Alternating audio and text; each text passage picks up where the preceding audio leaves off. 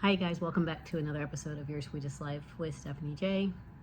I'm Stephanie J, and working every day to create my sweetest life, doing things I love, being healthy and strong. This is a wellness channel. This is all about mental wellness, spiritual wellness, and even physical wellness. I don't know why I paused. Probably because I've had so many challenges in the last week with all of the above. But one thing I want to talk about today, if you're new here, welcome. Thank you for tuning in and listening.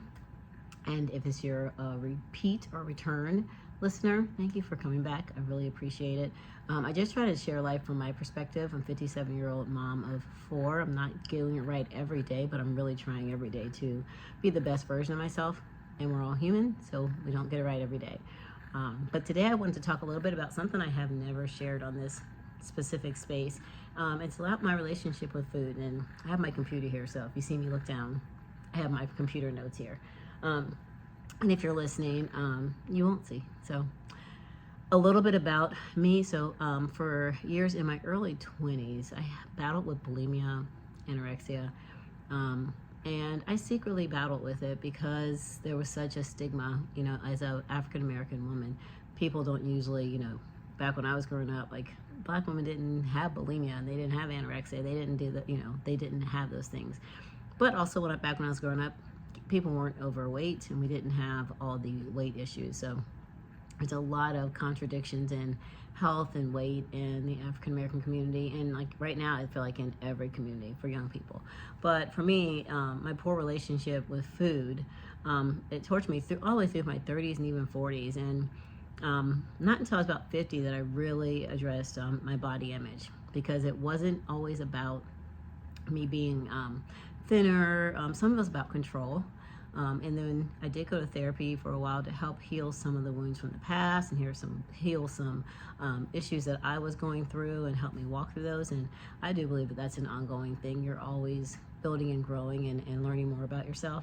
But as far as food goes, I didn't really get over my body image issues till I was in my 50s, and I still struggle with it. I'm not gonna lie. Some days I'm like, it's menopause and weight gain, and I eat a really healthy diet, except for this weekend when I'm actually doing this podcast. I've eaten terrible all weekend.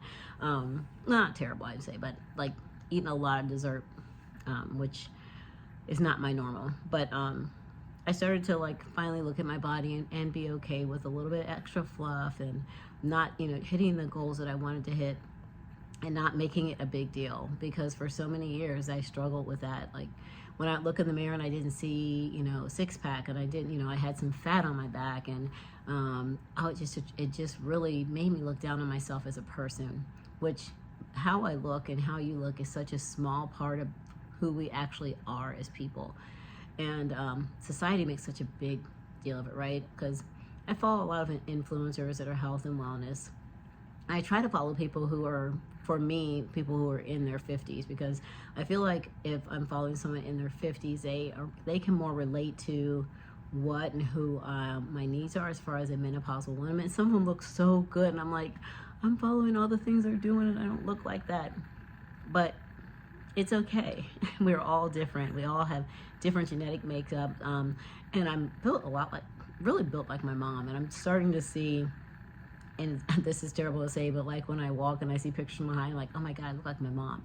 And I don't want to look like my mom right now. I want to look like 30-year-old me that had no hips, that was slender, that was like the bodybuilding me. But that's not reality. Now I think of health, and I focus on my health, and I know 90% of the time, maybe 85-90% of the time, I eat clean, healthy foods. But I allow myself, when we go out to eat, or if I want dessert, those times that I allow that, if I want to have some barbecue chips, I allow that space for that, because that's living in life. And I have done bodybuilding in the past, so I've lived on that stringent, strict diet. Where every calorie is counted, every fat gram is counted, every water molecule is counted. And it wasn't living, but it was a means to an end. And sure, I would love to have that body back. I would love to every day walk around with that six pack. And I see some women that do, and I'm like, you know what, I commend you. I want to be there, but like my body's just not going there. Ooh, got a big process. My body's just not going there.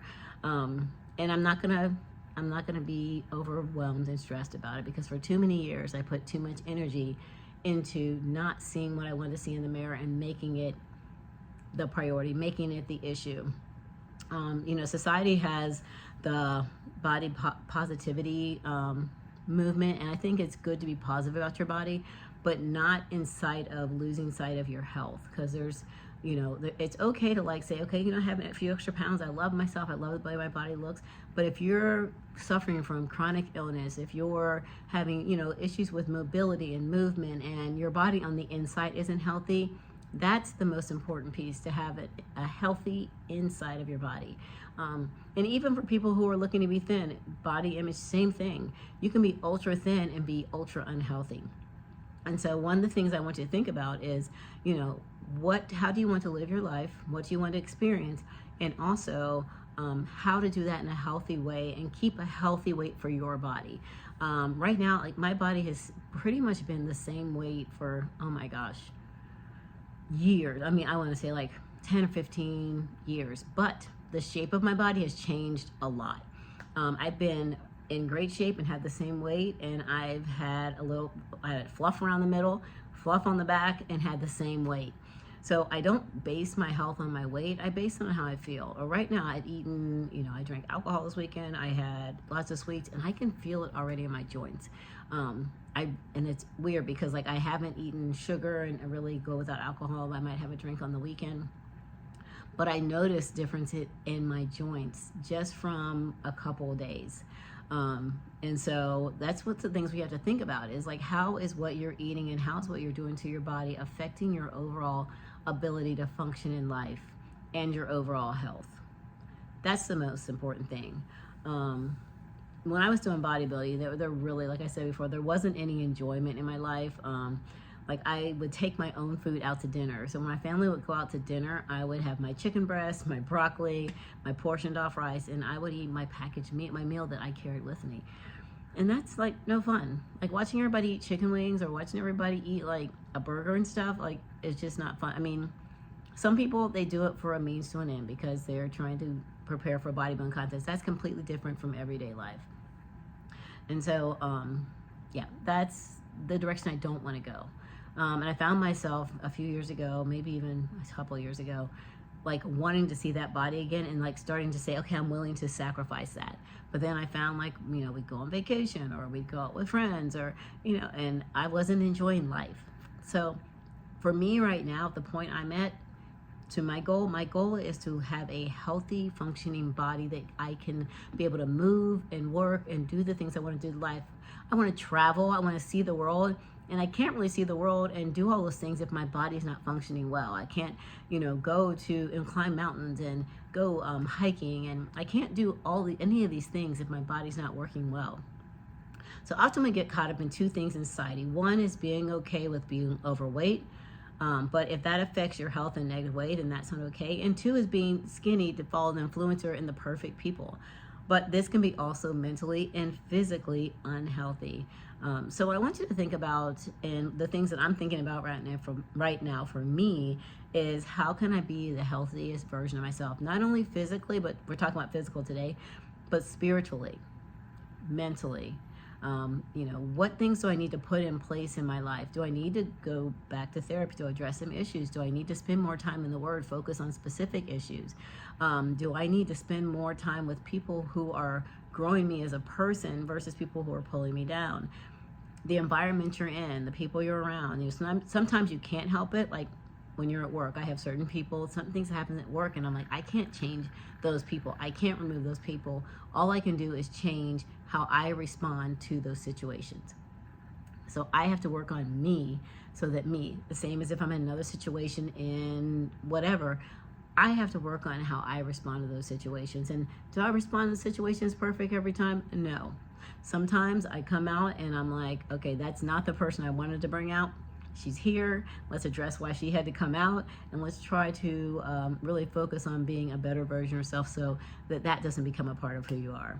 So if you suffer from chronic illness, Look at the foods you eat.